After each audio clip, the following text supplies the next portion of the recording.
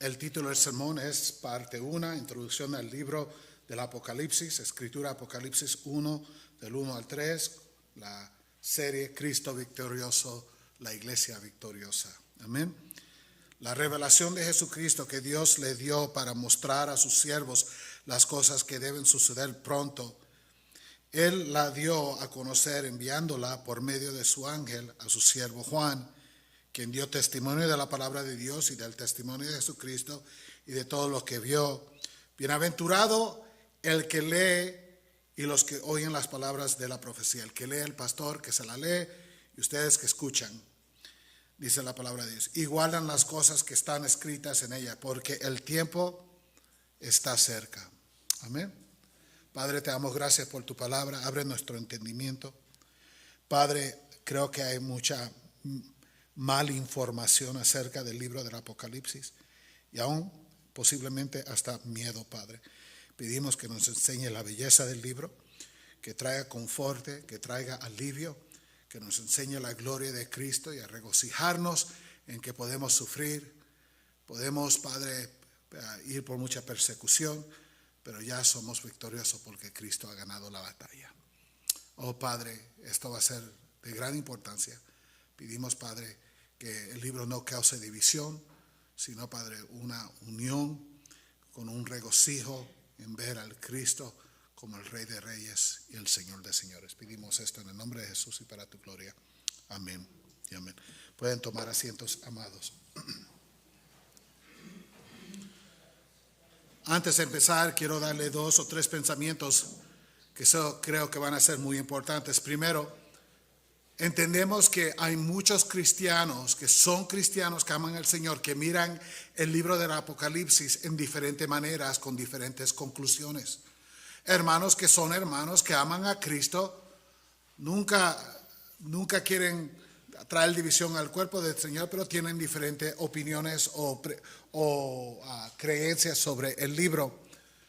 Y quiero decirle que aquí no esperamos que usted tenga que aceptar lo que vamos a decir del púlpito. Si usted ve las cosas diferentes, gloria a Dios. Mi trabajo es convencerlo con la palabra de Dios que lo que yo estoy enseñándoles es la manera correcta en ver el libro, y eso va a ser mi intento. Voy a tomar una posición idealística. No tenemos que saber lo que significa eso ahora, lo sabremos en tiempo, pero vamos a tomar una posición histórica. Lo que vamos a enseñar es lo que la iglesia ha creído por casi más de 2000 años acerca del libro. Y lo que digo eso es importante porque hay teología ahora, que es la mayoría del pensamiento en el libro del Apocalipsis, que realmente es nueva teología, solo tiene como 200 años en la iglesia. Por más de casi 2000 años la iglesia no ha entendido el libro Apocalipsis de esa manera. Y lo que yo quiero regresar es a lo original. Amén, lo histórico, lo que es comprobado. Y esa va a ser la posición. Esa va a ser la posición mía, la posición de esta iglesia.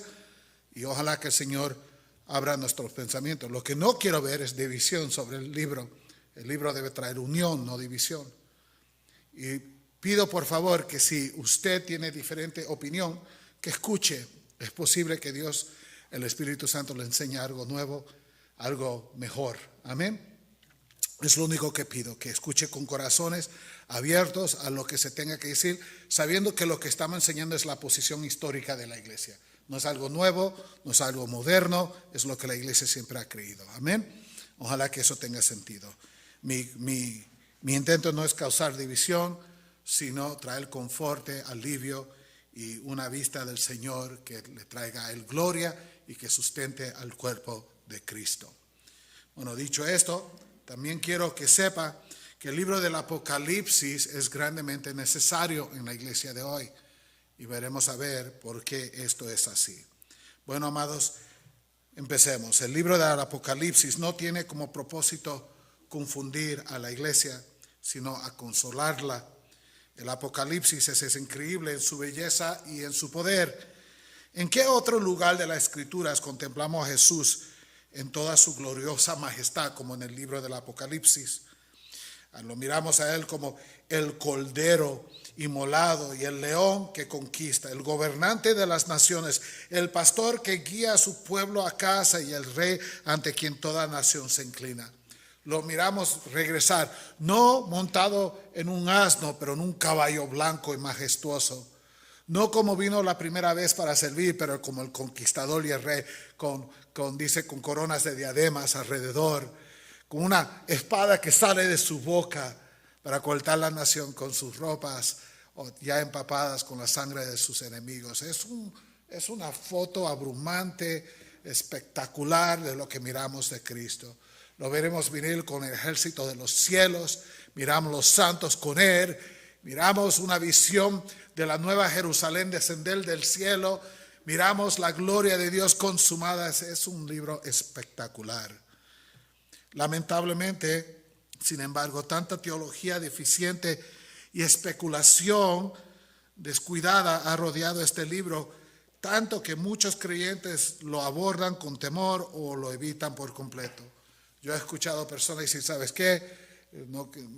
Hay tantas diferentes opiniones, diferentes maneras de pensar, no sé lo que es correcto, así que, ¿sabes qué? El libro del Apocalipsis lo leeré, pero no le pondré mucha atención. Lo que pase va a pasar y está en las manos del Señor y no me voy a preocupar de ello. El problema con ese pensamiento es que el Apocalipsis fue dado para fortalecer a los santos cansados, para consolar a los corazones afligidos y para fijar nuestra mirada en Cristo reinante que camina entre su pueblo. Y si no tenemos el libro del Apocalipsis en nuestra mente, no lo leemos, no lo estudiamos, no miramos y no tenemos esta consolación que Dios intenta para la iglesia.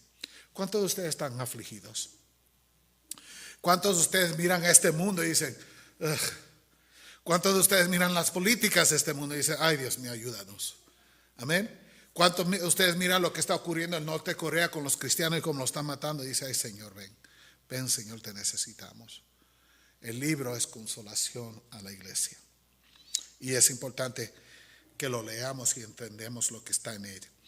En esencia, el Apocalipsis fue escrito por una iglesia bajo presión que enfrentaba persecución, miedo y oposición. Y dice, Cristo no nos ha abandonado a su pueblo. Nos dice que Cristo ya reina, que siempre está presente, que Cristo ha triunfado y triunfará y que su iglesia triunfa con Él. Por lo tanto, el Apocalipsis conmueve a los corazones de los creyentes de todas las épocas para anhelar el regreso de Jesucristo. El libro termina con las palabras, ven Señor Jesús, ven. La iglesia ruega, la iglesia llora, la iglesia gime, la iglesia ora, ven Señor Jesucristo, ven.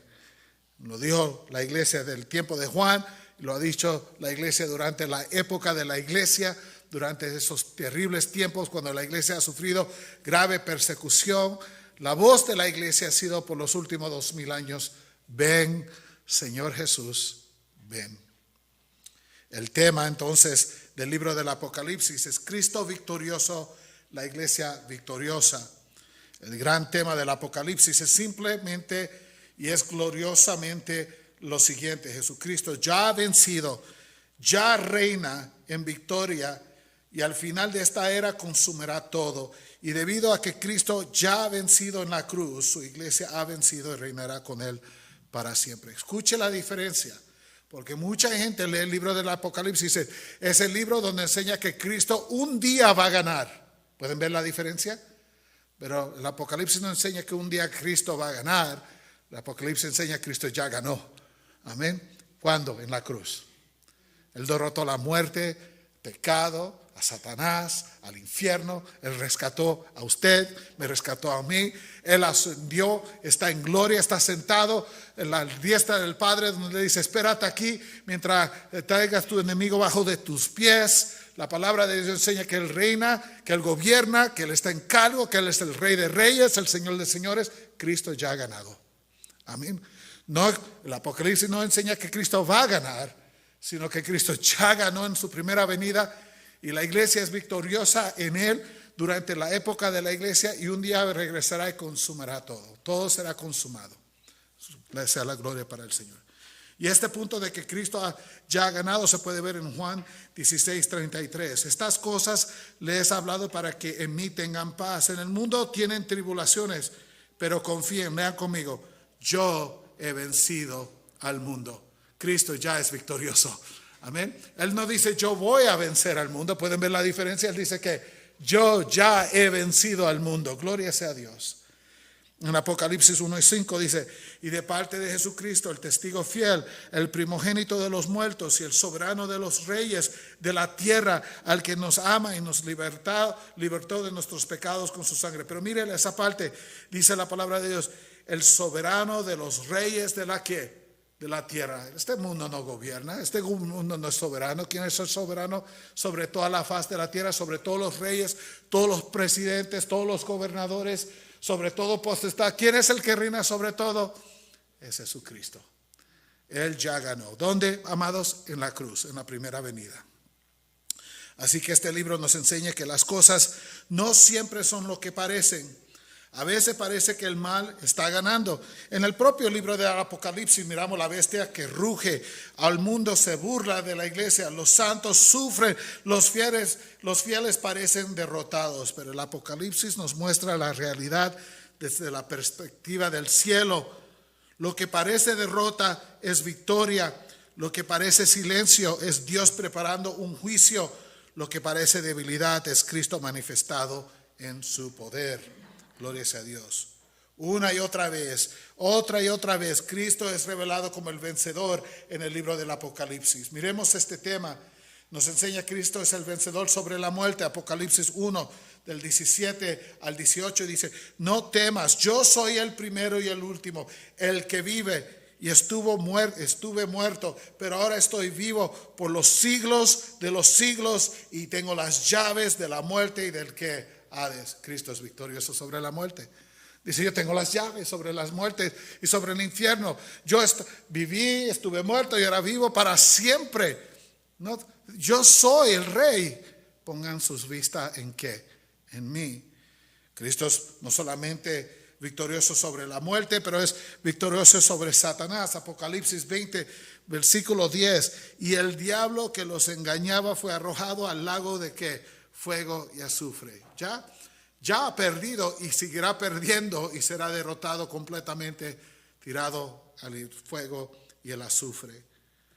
Cristo es victorioso sobre la falsa religión.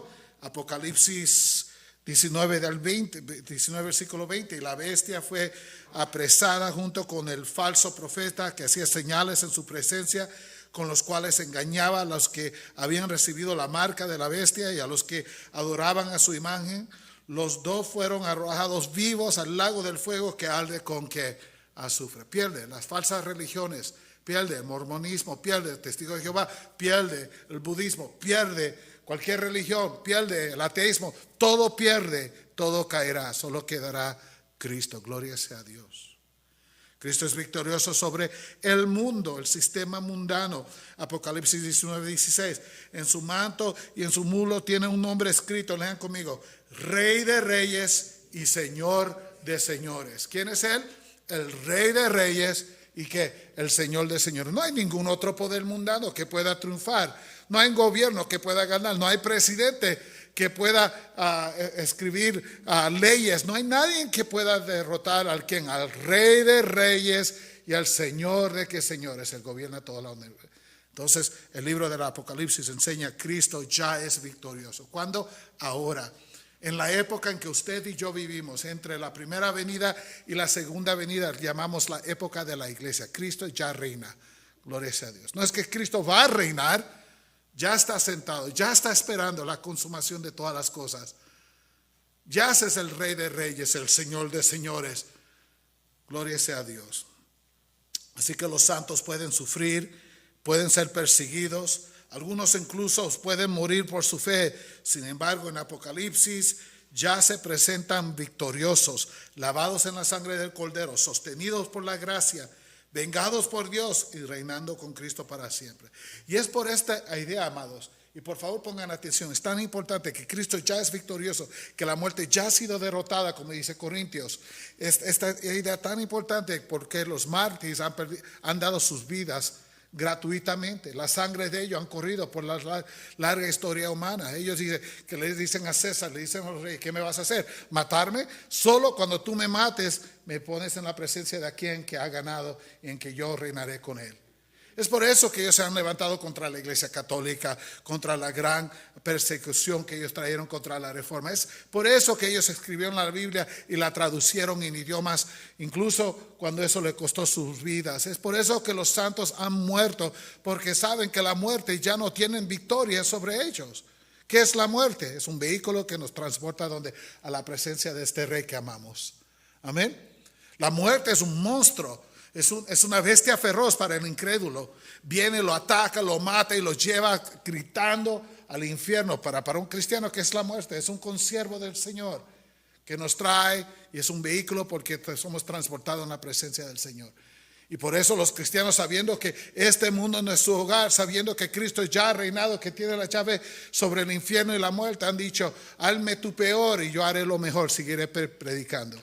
¿Se recuerda el concilio que habló con Pedro y Juan? Dice: te decimos que no prediques, si se prediques te vamos a matar. Y a cierto punto abusaron de ellos, le pegaron, lo maltrataron. Dice la palabra de Dios que ellos salieron del concilio regocijándose por haber tenido el honor de sufrir por el nombre de Jesucristo. ¿Qué manera de pensar? Completamente diferente de la que empezamos hoy. Regocijándose por el honor de sufrir por Jesucristo. ¿Por qué? Porque sabían que el sufrir por Cristo aquí es ganancia ya. Sabían que Cristo ha derrotado a este mundo, como nos ha enseñado. Bueno, ¿quién es la audiencia del libro del Apocalipsis?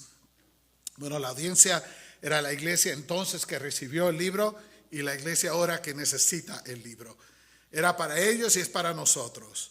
Apocalipsis fue dado por primera vez a la iglesia primitiva. Eran creyentes reales que enfrentaban persecución real. Dios le dio este libro como respuesta a sus oraciones, a sus lágrimas y a su sufrimiento. Nunca tuvo Dios la intención de que este libro sea una colección de profecías secretas reservada para generaciones posteriores, sino un aliento para los santos que sufran en los días de Juan y un consuelo duradero para la iglesia en todas las épocas. ¿Escucharon lo que acabamos de decir? Fue mucho, pero es importante. Este libro nunca fue intentado para ser una colección de profecías secretas del futuro, como la leen la mayoría de la iglesia. Aquí se ve Rusia, aquí se ven los poderes de Europa, y la unión europea significa que van a unificar su dinero, y cuando unifiquen, eso significa que va a haber la marca de la bestia. Así están leyendo el libro del Apocalipsis. El rapto y esto y lo otro. Y lo que fallan es que este libro nunca fue escrito para un grupo futuro, unas profecías futuras, pero para un grupo real que lo necesitaba en su día. Si el libro del Apocalipsis es solo una colección de profecías secretas para interpretar en la iglesia que viene, entonces ¿para qué se la dio Dios a esta iglesia primitiva? No tenía ningún sentido que ellos recibieran un libro que no iban a entender. Pero recuerden las palabras del libro: benditos los que la leen, los que la escuchen y los que la hacen en todos los tiempos. Este libro es para cada iglesia en cada época de la iglesia, en cada edad de la época de la iglesia. Tiene verdades que usted necesita hoy en su vida. No es colección de profecías secretas que van a ocurrir en un día. No es para que yo me siente y decir: mira, aquí está Putin, este es Putin y él va a hacer. No. Esas son tonterías que no concluyen, siempre están mal y siempre tienen que ser revisadas. No. El libro del Apocalipsis para que nosotros veamos que Cristo ya es victorioso y la iglesia tiene victoria en él. Algo que usted y yo necesitamos hoy. En ese sistema político en que estamos, necesitamos saber que esto no es el fin de todo. Cristo es quien, el victorioso, y nosotros somos victoriosos en él. Amén. Tan importante. Aunque Apocalipsis sí contiene promesas futuras, fue escrito para ser leído, comprendido y atesorado por los creyentes a lo largo de la historia. Las pruebas que enfrentó a la iglesia primitiva son las mismas pruebas que el pueblo de Dios ha soportado a lo largo de los siglos. Y por ello, las 7 iglesias representan a toda la iglesia, al pueblo de Dios en todas las épocas. Y por eso su lectura conlleva una bendición. Y la hemos leído, el Apocalipsis 1:3. Bienaventurado el que lee. Ese es el pastor que se levanta a predicar. Una bendición para mí en predicar este libro. Gloria a Dios. La acepto, gracias Señor. Amén. Bienaventurado el que lee y los que ¿qué? Oyen, esos son ustedes. Hay una bendición en usted en oír las palabras de la profecía y que guarden las cosas que están escritas en ella, porque el tiempo está ¿qué? Cercano. ¿Pueden ver? Hay una bendición para todas las iglesias en todos los tiempos en oír la predicación de este libro y ponerlas en acción en nuestras vidas. No es para un grupo en el futuro, es para usted hoy. ¿Pueden ver la diferencia? Y es importante que la miremos así. Así que, hermanos, miremos y entendamos esto. ¿Quién es el autor del libro de la Revelación, el Apocalipsis? Y déjeme decir algo aquí. En inglés el nombre del libro es La Revelación, singular. Y en español es el Apocalipsis. Y tenemos que hablar como palabras cambian en sentido durante los años y las épocas, ¿verdad que sí? La palabra Apocalipsis hoy significa el final de todo, la destrucción de un mundo, de Apocalypse, ¿verdad? Algo oscuro y negro, pero la palabra Apocalipsis quiere significar en el idioma original una revelación, una enseñanza que era oculta, pero el que el Señor te la ha dado. Entonces el libro en inglés y en español es lo mismo, la revelación. El Apocalipsis significa la misma cosa. El Señor está revelando, está enseñando algo. Amén. Y ello conlleva el final del mundo, y por eso creo que mucha gente lo ha hecho una palabra cataclísmica, pero realmente la palabra significa una enseñanza, algo que el Señor revela. Es la misma palabra. Así que el autor del Apocalipsis dice la palabra de Dios que fue escrito por el apóstol Juan mientras estaba exiliado en la isla de prisión de Patmos. Juan ya era un hombre muy anciano, muy avanzado de edad, que sufría y probablemente era el último apóstol vivo. En el día del Señor, un domingo, mientras adoraba y oraba al Señor, Dios le concedió esta visión. Es lo que enseña la palabra de Dios. Recuérdese que Juan fue el apóstol que Cristo le dijo a Pedro: ¿qué tal si yo quiero que él quede hasta que yo venga? Eso no te importa a ti, tú sígueme a mí. Dice, y después erróneamente la iglesia creyó que Juan no iba a morir hasta que viniera el Señor Jesucristo, y cada vez que le daba un pobre catarro el hombre, todo el mundo va a venir a Cristo, y no era así. Estaban esperando la venida de Cristo. Pero Juan lo intentaron matar varias veces, y el Señor milagrosamente, dice la historia, que lo salvó de esas cosas que lo querían matar. Entonces, bueno, la iglesia empezó a creer que estabas divinamente protegido, y aún el imperio romano tratando de matarlo, y él sobrevivió, dijeron: no lo podemos matar, vamos a mandarlo ¿a dónde? A Patmos. Es una colonia de prisión. La gente no duraba mucho ahí, se iba a morir, los trabajaban hasta que murieran. Pensaron: este viejito no va a durar mucho, pero ahí el Señor viene y habla con él. Es increíble, ¿verdad? Pensar que lo peor que ellos quisieron hacer fue la bendición que Dios trajo para darle este libro. Sabemos entonces que cada libro de la Escritura es escrito por hombres santos guiados por el Espíritu Santo. Es lo que dice la palabra de Dios. Y en este sentido, toda la Escritura es plenamente inspirada e igualmente autoritativa sobre cada cristiano. Sin embargo, el Apocalipsis se distingue por la forma en que se expresa esta inspiración.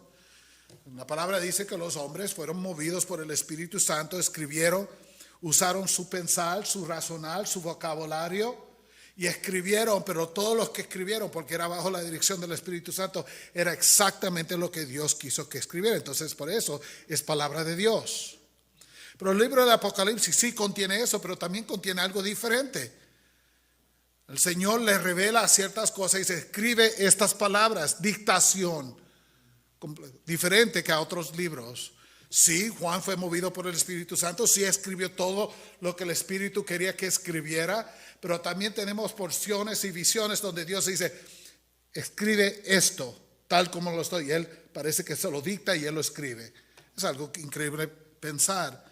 Así que gran parte de este libro nos llega no solo mediante revelación profética, sino también por comunicación divina y directa, visiones concedidas, palabras pronunciadas y mensajes explícitamente entregados por Cristo a través de su ángel a Juan el revelador. Este es el mismo Juan que escribió el Evangelio de Juan y la epístola de primera, segunda y tercera Juan.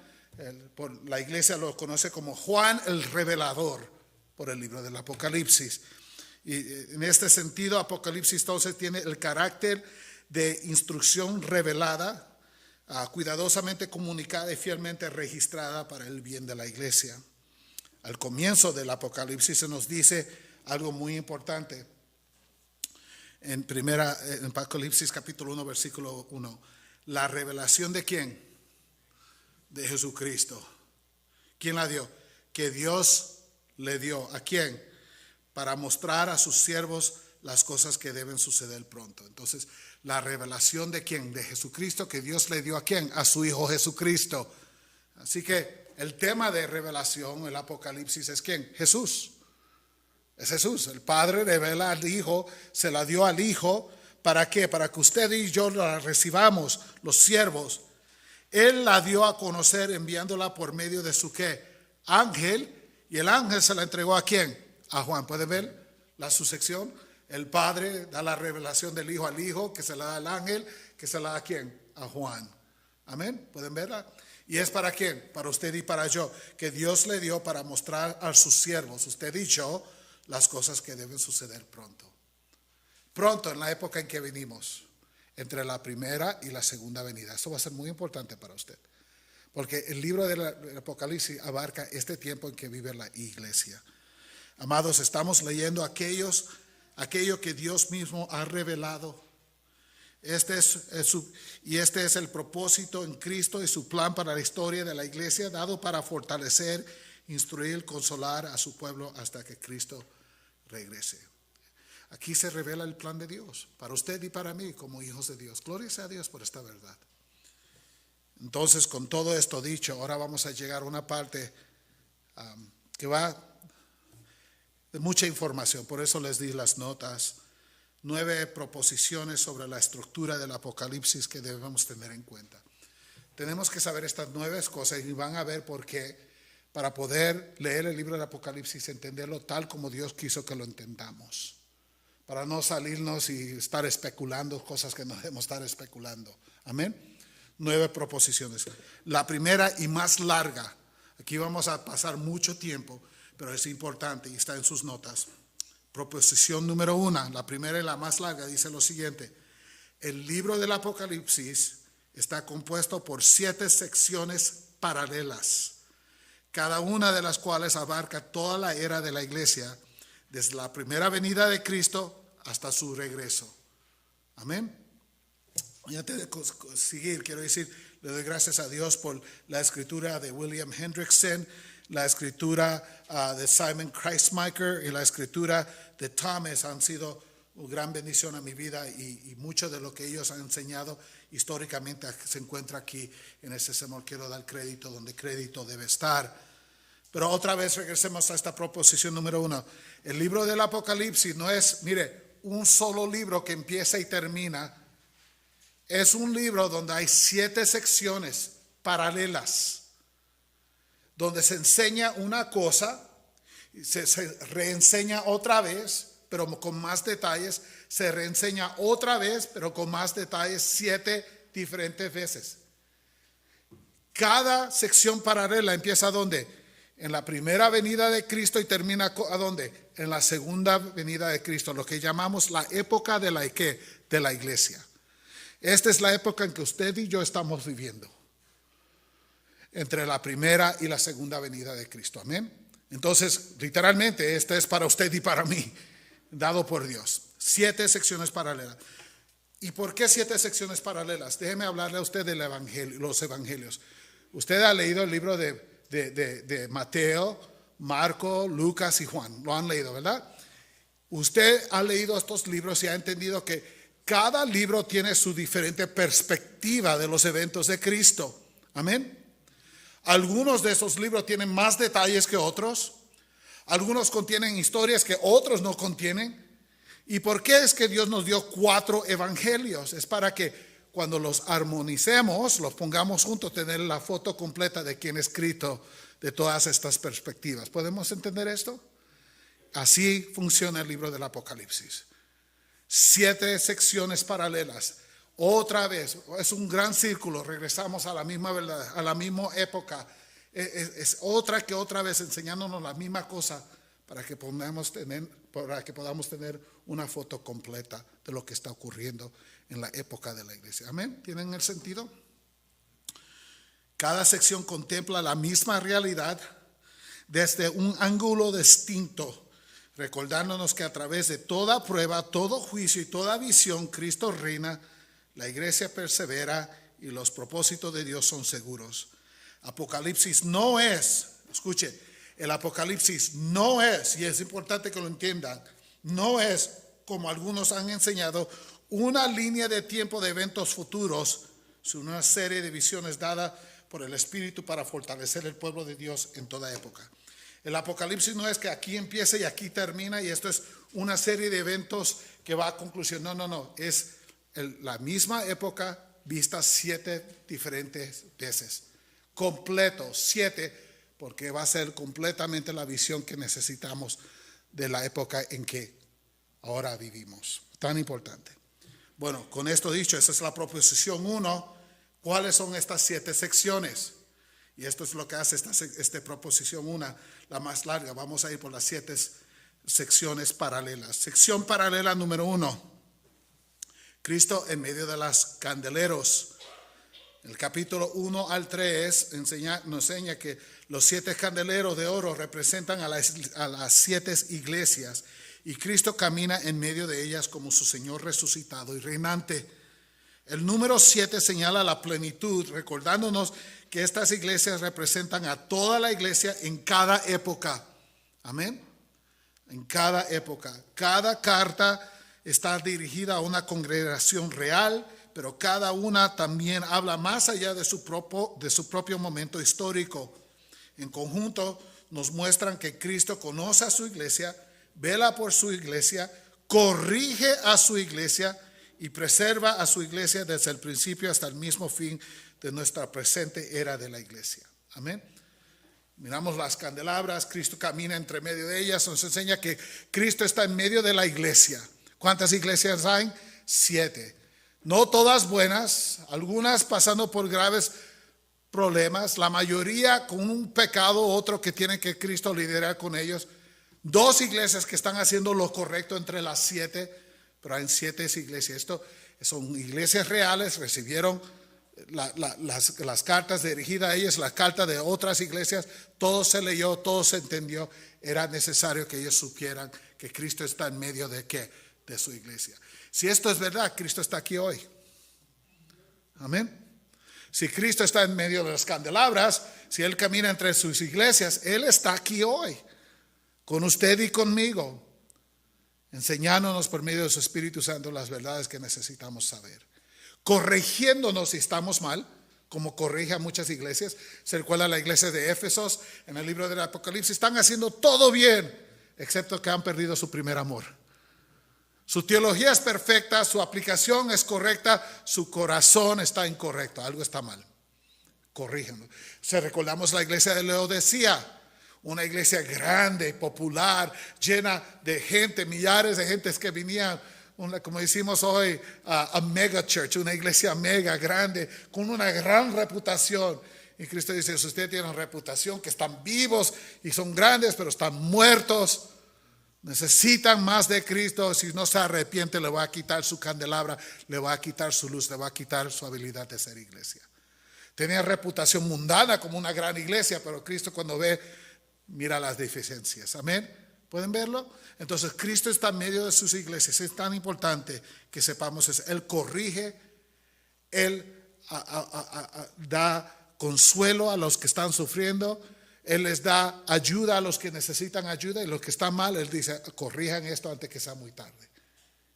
Y esas 7 iglesias de ese tiempo representan a todas las iglesias de hoy. Y yo me pregunto, ¿qué tipo de iglesia diría que somos? ¿Somos la iglesia de Laodicea? Gloria a Dios, no lo creo. ¿Seremos la de Éfeso? ¿Seremos la de Pérgamo?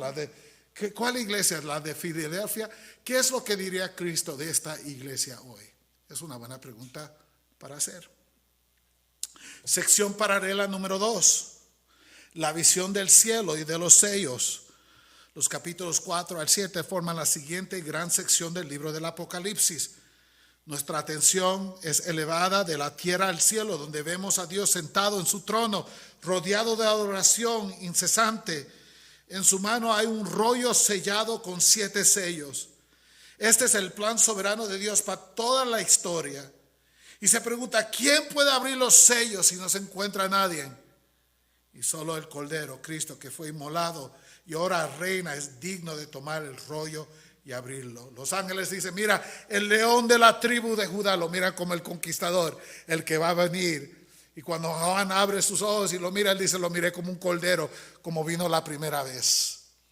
Él toma el rollo, él abre los sellos, él desarrolla la historia de la iglesia. Él es el que tiene el poder. A medida que el cordero abre los sellos, se nos muestra el desarrollo de la historia entre la primera y la segunda venida de Cristo. Antes de que se abra el sello final, se nos concede una visión consoladora. El pueblo de Dios es sellado, protegido y preservado. Vemos tanto al pueblo de Dios contado y sellado como una multitud incontable de toda nación de pie y victoriosa delante del trono. Ambas realidades. Un grupo nombrado por nombre, estos son míos, dice el Señor, pero también se nos enseña una multitud que nadie puede calcular. Entonces el número es solo para Dios. Él sabe quién son suyos. ¿Cuál es el número completo? Para nosotros es una multitud incontable para darle gloria a Dios por la salvación de ellos. Esta sección nos muestra toda la era del Evangelio, desde la cruz hasta el juicio final. Para los incrédulos, el regreso de Cristo traerá terror y juicio. Oh montes, caigan sobre nosotros. Oh cueva, ciérrense. No queremos ver a aquel que viene. Para los creyentes trae descanso, gozo y consuelo eterno. El cordero que una vez fue inmolado se convierte en nuestro pastor y Dios mismo enjuga toda lágrima. Aquí vemos la iglesia completa, reunida y triunfante, esperando la gran consumación de todas las cosas. Empieza con la primera venida de Cristo y termina donde la segunda venida de Cristo. Sección paralela 3, regresamos a la primera venida y al final. Otra vista son las 7 trompetas. Los capítulos 8 al 11 presentan la visión de las 7 trompetas. Estas trompetas describen los juicios de Dios que caen sobre el mundo a lo largo de esta era, llamando a todas las personas al arrepentimiento. Al mismo tiempo, la iglesia no es olvidada. En los capítulos 10 y el 11 vemos a Dios perseverando a su pueblo y sosteniendo sus testimonios incluso en medio del sufrimiento y la oposición. Esta sección concluye llevándonos una vez más al fin de la historia, a la segunda venida de Cristo. Se anuncia el juicio final y el cielo proclama la gran verdad que sostiene todo el libro del Apocalipsis. El reino de este mundo ha venido a ser el reino de nuestro Señor y de su Cristo. Él reinará por los siglos de los siglos. Amén. Sección paralela 4. Regresamos otra vez a la venida de Cristo, la consumación, la segunda venida de Cristo. Aquí miramos al dragón perseguidor. Los capítulos 12 al 14 revelan el gran conflicto que es espiritual que está detrás de la historia humana de la iglesia. Se nos muestra el dragón, Satanás mismo, enfurecido contra el plan redentor de Dios. La visión comienza con el nacimiento del Salvador, a quien el dragón procura destruir, la primera venida. Pero el Hijo es llevado a Dios y hasta su trono, reinando en victoria. Incapaz de derrotar a Cristo, el dragón vuelve su furia contra la mujer, al pueblo de Dios. La persigue a la iglesia por medio de sus instrumentos, la bestia que sube del mar, la bestia que sube de la tierra y el poder corruptor simbolizado por Babilonia. Sin embargo, esta sección nos recuerda que la furia del enemigo es limitada y que su derrota ya ha sido asegurada por la cruz de Cristo. Una vez más, la visión nos conduce al final, a la segunda venida de Cristo. Cristo aparece como el Hijo del Hombre coronado, viniendo en juicio. La siega de la tierra es recogida y se proclama la victoria final de Cristo. El mensaje es claro: aunque el dragón persigue, Cristo reina y su pueblo permanecerá seguro. ¿Pueden verlo? Siempre regresamos a la primera venida, a la época de la iglesia y al terminar la venida de Cristo. Es la misma historia de diferentes puntos de vista. Sección paralela número 5, las 7 copas. Los capítulos 15 al 16 presenta la visión de las copas de la ira de Dios. Aquí vemos el derramamiento final y completo del justo juicio de Dios sobre un mundo rebelde. El cielo declara la justicia de los caminos de Dios y los juicios caen sin mezcla y sin demora. Él dice, no mezclan el juicio de Dios, derramen mi furia sobre este mundo que la merece.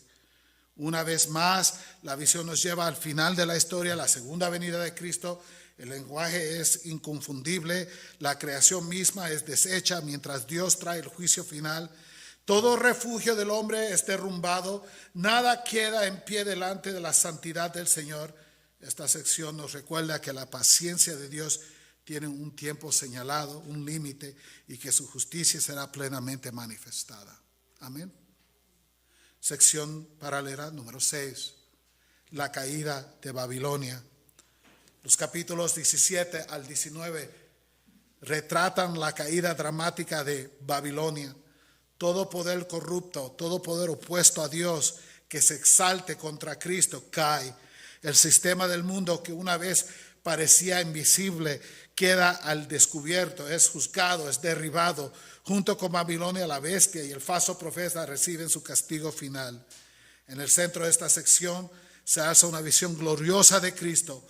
El cielo se abre, el rey avanza montado en un caballo blanco, fiel y verdadero, juzgando y haciendo guerra con perfecta justicia. La sangre corre por las calles del mundo que se opone a Cristo. La espada sale de su boca con doble filo para matar a aquellos que no han aceptado a Jesucristo. El mensaje no podría ser más claro. Todo reino falso cae, pero Cristo reina y su victoria es segura. Amén. Amén. Sección paralela número 7, la gran consumación. Los capítulos 20 al 22 nos llevan a la gran consumación. Esta sección final dirige nuestra atención hacia la segura perdición de Satanás y el triunfo definitivo de Cristo. Se nos muestra que el diablo, ya vencido por la muerte, resurrección y reinado de Cristo, está atado y restringido durante esta era presente. Aunque es liberado por un tiempo al final para hacer una gran tribulación, su fin es seguro. Al regreso de Cristo, Satanás es finalmente y para siempre arrojado al infierno, al lago de fuego. Con ese juicio la antigua creación pasa y Dios trae el nuevo cielo y la nueva tierra, la nueva Jerusalén desciende y Dios habita con su pueblo redimido para siempre. Todo enemigo queda silenciado, toda lágrima es enjugada y Cristo reina sin rival. Gloria a Dios. La visión completa. ¿Qué podemos decir más que amén? Regresamos una y que otra vez. Se nos aumenta más y más la foto. Más y más detalles con cada sección paralela para poder al Cristo reinante. Bueno, amados, esa fue la proposición número 1, que hay 7 secciones paralelas. Proposición número 2, de 9. Estas 7 secciones paralelas del Apocalipsis se pueden dividir también en 2 grandes divisiones. Cada división destaca un aspecto diferente de la obra de Dios y de la victoria de Cristo, pero juntos proclaman la misma verdad. Cristo reina, su iglesia perdurará y el plan de Dios se desarrolla desde la primera venida hasta la gloriosa consumación de la segunda venida de Cristo. Estas 2 grandes divisiones revelan una progresión de intensidad de conflicto espiritual. La primera división son los capítulos 1 al 11, las 3 primeras secciones paralelas. Y revela a la iglesia habitada por Cristo, perseguida por el mundo, pero la iglesia es vengada, protegida y victoriosa. Son las primeras 3 secciones paralelas hacen la primera división. Enseña un mundo que ataca a la iglesia, un mundo que quiere destruir al pueblo de Dios, a un mundo que odia el nombre de Cristo, pero un mundo que no puede ganar. Amén. La segunda gran división son los capítulos 12 al 22, las últimas 4 secciones paralelas. La segunda gran división revela el trasfondo espiritual más profundo de esta lucha que enfrentamos. Realmente no es el mundo contra la iglesia, es Satanás contra la iglesia. Este es un conflicto entre Cristo y el dragón. La primera división te enseña cómo el hombre ataca a la iglesia, Pero la segunda división te enseña que detrás del hombre atacando la iglesia está ¿quién? Satanás, que odia a Cristo, que odia a su iglesia, que odia al cristiano. Y que sabe que no puede ganar, pero quiere causar cuanto daño pueda causar. Amén.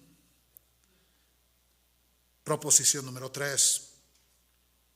El libro del Apocalipsis es 7 secciones paralelas, es 2 divisiones, pero realmente el libro de Apocalipsis es un solo libro. Amén. Con un propósito. Está maravillosamente unificado. Sus visiones no son símbolos desconectados, sino una revelación progresiva de los propósitos de Dios y del orden moral. Los candelabros que muestran a Cristo en medio de sus iglesias nos llevan a los sellos a las trompetas a las copas, y ahí sigue sucesivamente. Cada sección se construye sobre lo anterior, revelando tanto los principios de la conducta humana como el reinado de la justicia y la misericordia de Dios. Al leer percibimos una verdad constante: Dios gobierna, Cristo triunfa y su pueblo es llamado a la fidelidad en toda época.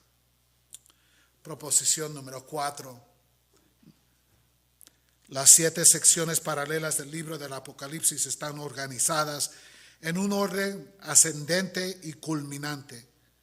Dios revela progresivamente sus propósitos y el fin de todas las cosas. El juicio final se anuncia primero en la primera sección, pero luego se despliega más en la segunda división y finalmente se describe vívidamente en la última sección. De manera semejante, el nuevo cielo y la nueva tierra se vislumbran desde el primer principio, pero su gloria se revela plenamente en la última sección.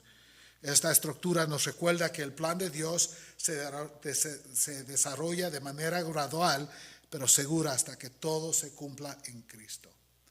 En otras palabras, la primera sección paralela te enseña estas verdades, pero la segunda te lo enseña con más intensidad y más detalles.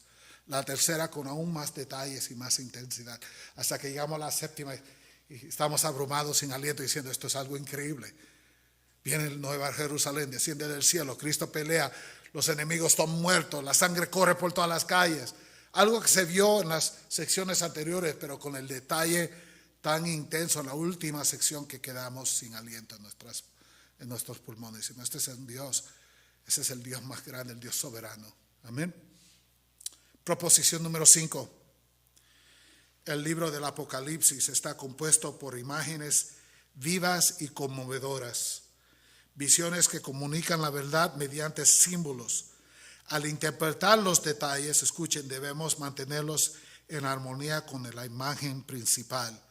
Por eso siempre debemos preguntarnos cuál es la escena completa y cuál es su verdad central. Y déjame explicárselo un poquito más en detalle con una foto que puedan ver. Cuando usted lee las parábolas, tenemos que mirar la parábola como una escena completa, una foto con un tema principal. No podemos mirar a cada detalle y darle un símbolo a cada detalle, porque va a conducir a una teología falsa. Se lo puedo comprobar. ¿Cuántos de ustedes han leído la parábola del hijo que se va y viene, verdad que viene, el hijo pródigo? Lo hemos leído, ¿verdad que sí? En esa parábola miramos al Padre, que representa ¿a quién? A Dios, sentado en una ventana, mirando cada día. Ojalá que hoy venga mi hijo, y un día viene su hijo, lo puede reconocer sucio y feo como está. No sabía que iba a venir ese día, pero ahí lo ve. Ay, gracias a Dios, vino, se levanta, corre a él, lo embraza y le da una fiesta, y estaba muerto, está vivo. Amén. Si tomamos eso y decimos, si ese representa a Padre y él no sabía que el hijo iba a venir, entonces podemos concluir que nuestro Padre no sabe todo y que está esperando a ver si usted va a venir o no. Pueden ver que llegamos a una conclusión falsa de quién es Dios. Él es soberano, Él todo lo sabe, Él todo lo predetermina. Amén. Él no es como este padre humano que no sabía. Él llama a sus hijos que vengan a Él. Ese no es el punto de la parábola. El punto de la parábola es que Él estaba muerto y ahora está vivo, ¿verdad? Que Él se arrepintió, pudo ver su necesidad por Cristo vino y que el Padre siempre está listo a recibir a los que se arrepienten. No es para decirnos que nuestro Dios no sabe lo que va a ocurrir. ¿Pueden ver la diferencia? Si miramos la parábola del juez injusto, había un juez injusto que no temía a Dios ni al hombre, dice, y había una viuda que tenía un caso y venía y pedía justicia, y el juez injusto dice, tú no me puedes dar a mí nada de dinero para pervertir mi juicio. Sé que te estás bien, pero si tú no me das dinero no te voy a dar juicio, no tengo tiempo para ti. Eso era algo injusto para ese juez hacer. Y ella vino día tras día, tras día, tras día, tras día, hasta que el hombre se enfadó. No sé si usted se ha enfadado con alguien, dice, con un niño que persiste con usted, ya, déjame quieto, ¿verdad?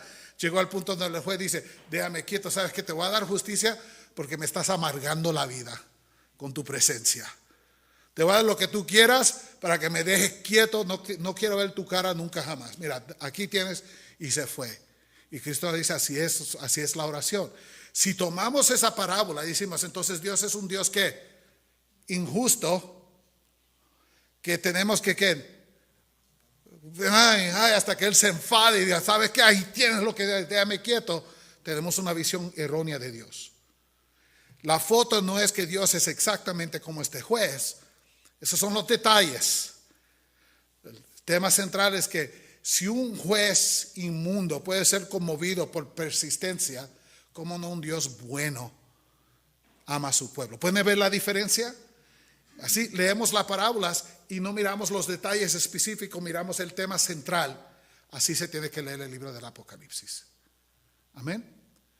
Para no llegar y decir, los dientes de león que tienen los chapulines que están ahí, dice, esos dientes, ¿qué significa el diente? Oh, esa es Rusia que se levanta. No, dejemos todo eso al lado. ¿Cuál es el tema central? Amén. Los detalles menores no son tan importantes como la lección central. Y sabemos que ninguna foto que use Dios, ninguna imagen será perfecto para comunicar su perfecta verdad. Él usa una central verdad para que nosotros entendamos, pero ninguna foto le puede hacer justicia a quien es Dios completamente. Amén. Porque Él es más allá de nuestro lenguaje y nuestro entender. Entonces, eso es lo que queremos así. Tenemos cuál es la escena completa y cuál es su verdad central. Esto nos guiará a ver con claridad el mensaje de Dios sin perdernos en los detalles menores y sin perder el enfoque en Cristo o su victoria o el triunfo de la iglesia. ¿Y qué debemos quedar? ¿Qué es lo que Dios quiere que sepamos con esta foto en general?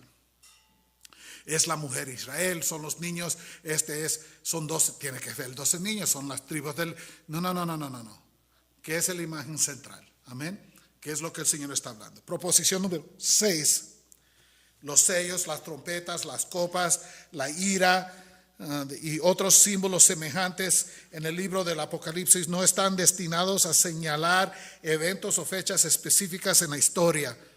Si alguien le dice, que mira, que este punto aquí, este es el Papa que va a ser tal y tal, y en este año, no, corran. Amén.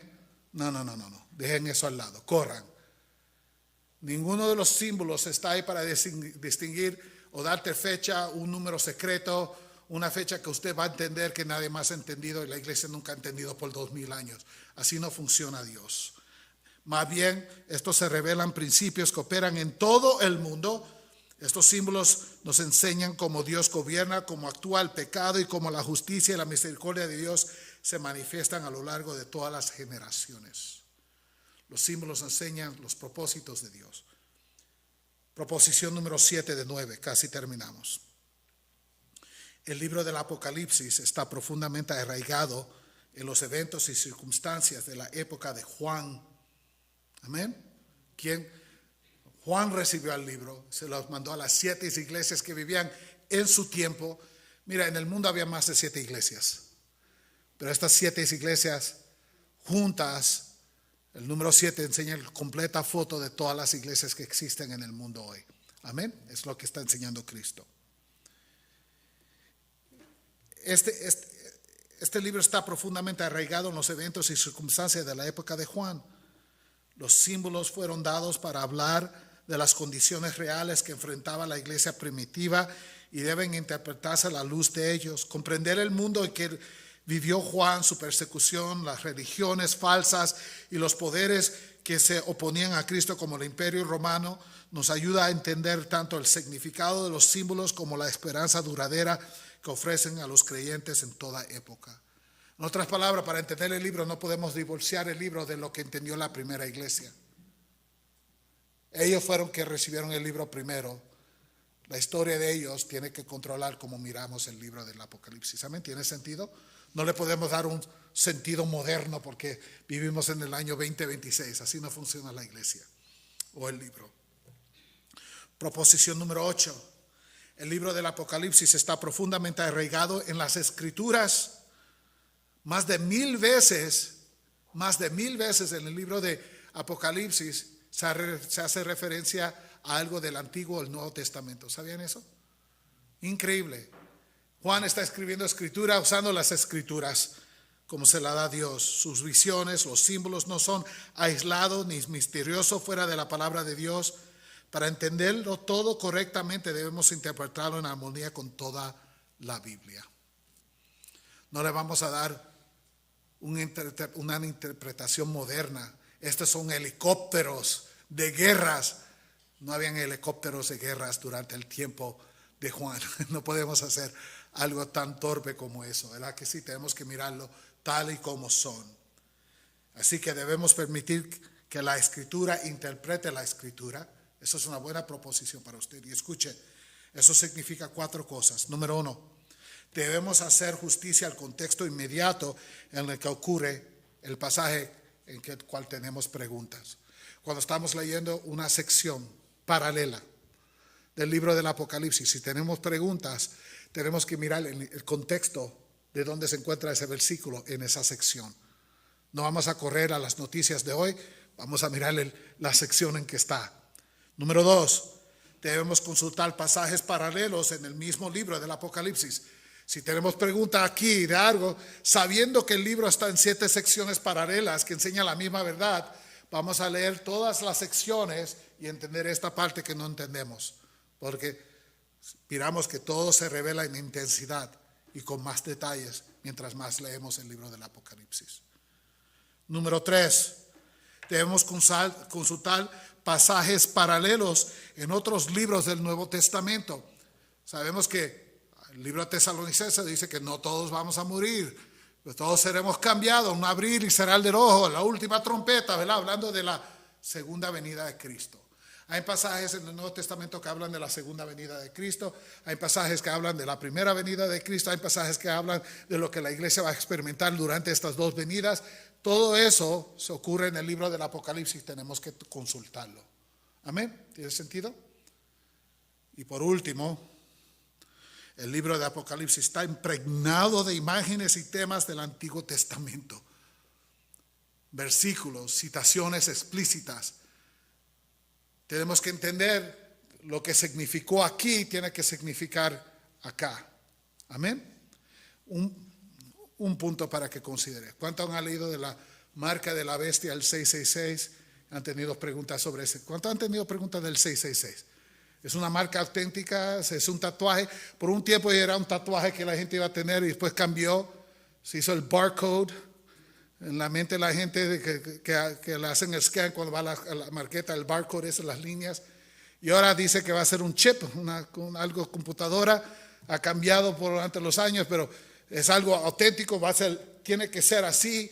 Va a estar aquí porque dice que va a estar en la frente o la mano derecha. Siempre apunto a la izquierda porque soy zurdo, pero la mano derecha. Esa es mi mano derecha. Amén.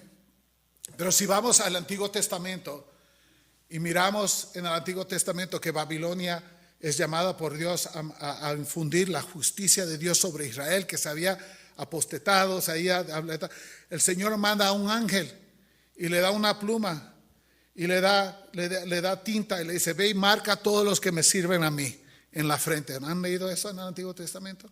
El ángel va y marca a todo el pueblo del Señor que auténticamente le ama a Él. Regresa pero pronto, porque sabía muy pocos. Y los ángeles que fueron detrás de él matando a los israelitas que no tenían la marca, esos no regresan de nuevo, porque están matando, porque había muchos. Y nos preguntamos, ¿esa fue una marca auténtica? Sabemos que no, que fue algo que es simbólica. Realmente no tenían un tatuaje que decía Jehová o lo que sea, sino que el Señor hizo una distinción entre quien son los suyos y los que no son suyos. Él dice, voy a usar mi espada, ¿quién? Babilonia.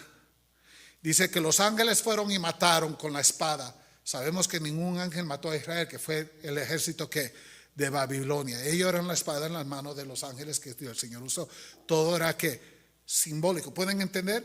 Entonces, si miramos la marca aquí, que era simbólica, es posible que aquí también pueda ser simbólica, que no sea algo que realmente es un chip o algo así. ¿Podemos entender estas verdades? Tenemos que mirar todo como si aparece en el Antiguo Testamento, como aparece ahí, para mirarlo como aparece en el Nuevo Testamento. Amén. El Señor nos dio todo el consejo de su palabra y la escritura se tiene que leer con la escritura. Proposición número 9, la última. El libro del Apocalipsis está arraigado en la mente de Dios. Hemos hablado de esto, pero permíteme hablar de ello de nuevo. Cristo mismo es el verdadero autor y a través de este libro Dios revela su propósito para la historia de la iglesia. Desde el principio, donde vino Cristo, al final, donde se consume todo en la segunda venida. Al leer el libro no nos encontramos con especulaciones humanas, sino con el plan y el consejo mismo de Dios, diseñados para fortalecer, guiar y asegurar a su pueblo a lo largo de todas las épocas. Y porque este libro viene directamente de la mente de Dios, es una revelación, es un apocalipsis, es Dios enseñándonos. Sí, parece que estamos perdiendo, pero ya hemos ganado. La victoria es de nosotros. Y porque viene directamente de Dios, es una gran bendición cuando lo aprendemos, lo que Dios dice aquí, lo aplicamos. Mire, la palabra enseña que la iglesia es victoriosa sobre muerte. ¿Dónde está muerte? Tu aguijón. ¿O sepulcro? ¿Tú qué? Victoria, ¿verdad? Habla la iglesia, ustedes ya son victoriosos. ¿Por qué? Porque Cristo. ¿Qué dice Cristo acerca de la iglesia? Dice, las puertas del infierno no vencerán contra la iglesia. Nosotros tenemos este pensamiento que la iglesia está en la esquina, atormentada por el infierno. Ay, Señor, por favor. Pero lo que dice Cristo es que es lo opuesto. El infierno trata cerrar sus barreras, no quiere y la iglesia entra pateando las puertas por medio del nombre de Jesucristo a salvar almas con el evangelio. Gloria sea a Dios. Amén. Es el infierno que no puede mover, es la iglesia que está marchando hacia adelante. La iglesia militante es conocida en términos teológicos. La iglesia ya ha ganado. ¿Por qué? Porque es Cristo el que está hablando aquí, es Dios que está dando esta. Y cuando Dios dice algo, así tiene que ser. Y Él dice, mi hijo fue victorioso, ustedes son victoriosos. ¿Están sufriendo? Sí. ¿Hay persecuciones? Claro. ¿Algunos de nosotros es posible que muramos algún día por la causa de Cristo? Es posible. Amén. Pero nada de eso quita la victoria que Cristo ganó en la cruz. Nada de eso hace que usted pierda su salvación. Nada de eso lo hace que usted vaya al infierno. Por eso es que Cristo le dice plenamente a usted y a mí, no teman al hombre. ¿Qué puede hacer el hombre? Matar el cuerpo. Pero teman a aquel que no solamente puede matar el cuerpo, pero mandar su alma al infierno. A este digo que deben de temer. Y, amados, a este tememos nosotros. ¿Qué puede hacer el hombre? Solo conducirnos a la presencia de ¿quién? De Cristo. Esteban fue apedreado por predicar la palabra del Señor. Murió orando por sus enemigos, tal como Cristo. Increíble. Y dice, Padre, ¿recibe qué? Recíbeme. ¿Y qué miramos? ¿Qué miramos en el ejemplo de Esteban? ¿Dónde miramos a Cristo? No sentado. En todo el resto del Nuevo Testamento, cuando miramos a Cristo de nuevo, siempre está sentado en el trono. Pero en la muerte de Esteban, el primer mártir de la iglesia, ¿dónde lo miramos? Dice que estaba de pie listo para recibirlo. ¿Pueden ver la diferencia? Esteban no perdió ese día, ¿perdió o no perdió? Él ganó, terminó su carrera fiel y entró en la victoria final que Cristo quería que él entrara. Amén. Entonces la iglesia nunca jamás pierde. Otra vez, la iglesia nunca jamás pierde. La noche a veces parece muy oscura, pero la luz, el vislumbrar de luz viene con la segunda venida de Cristo, la gran consumación, pero todo ha sido ganado por Él en la cruz. Así que el libro del Apocalipsis no enseña que Cristo va a ganar, sino que ya porque Él ganó, nosotros hemos ganado en Él. Amén. La conclusión, amados, al llegar al final de esta primera introducción al libro del Apocalipsis, comprendamos lo que este libro realmente hace por nosotros. El Apocalipsis no es un llamado al miedo, no es un llamado a la especulación ni a debates interminables. No, amados, es un llamado a la fidelidad. Nos eleva la mirada más allá de los problemas de este mundo hacia las realidades eternas del reino de Dios. Nos recuerda que la historia no es al alzar, que nuestro sufrimiento no es en vano y que el mal nunca jamás triunfará, porque Cristo ya triunfó. Se nos recuerda a la iglesia que Cristo reina ahora, no va a reinar, ya reina. Él camina entre sus iglesias, Él conoce las obras, sus debilidades, sus pruebas, sus lágrimas, su error. No nos ha dejado solo.